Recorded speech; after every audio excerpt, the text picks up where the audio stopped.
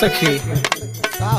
अरे का बताई अपना ससुरा के हाल हो। सुना तनी का विपत बिता के अइले है। का भइल हो बतावा। सुना, शुरुआत हुई सखी जैसे गिर बिजली से जरिया पे।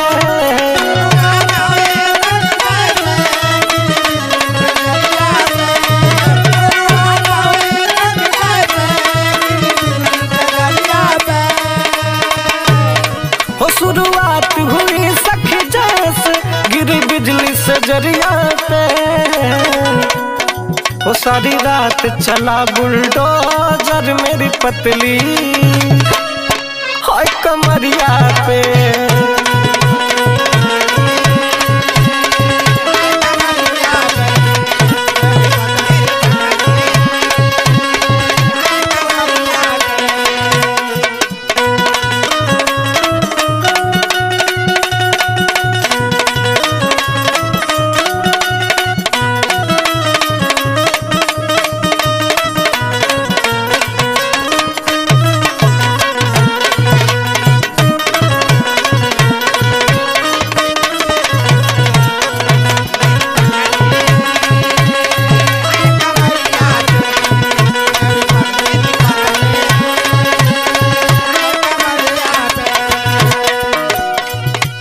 तसमस होने नहीं दिया किया सांसत।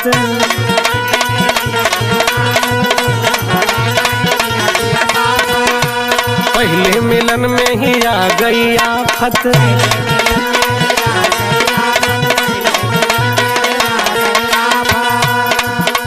तसमस होने नहीं दिया किया सांसत। पहले मिलन में ही आ गई आफत। हर ताल पे मुझे नचाया ओ अपनी अंगुलियां पे।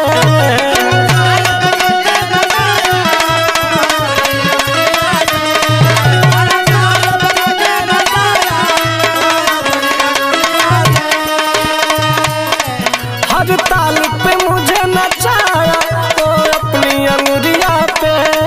सारी रात चला बुलडोजर मेरी पतली हाय कमरिया पे।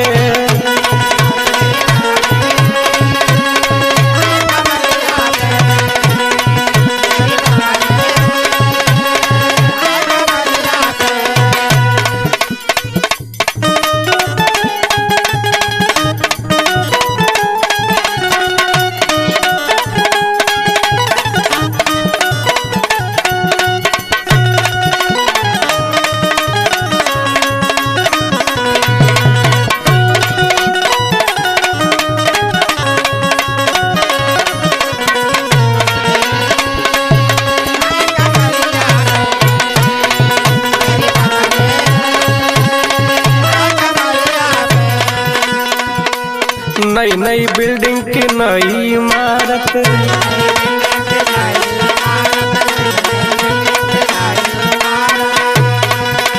ढह गई उसके ही करते शरारत।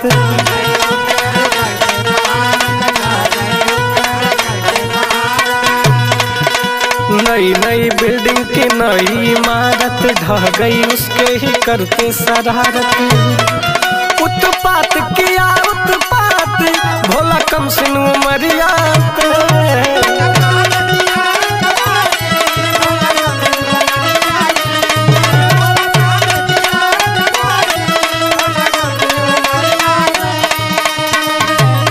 हो उत्पात किया उत्पात भोला कम सिन उमरिया पे।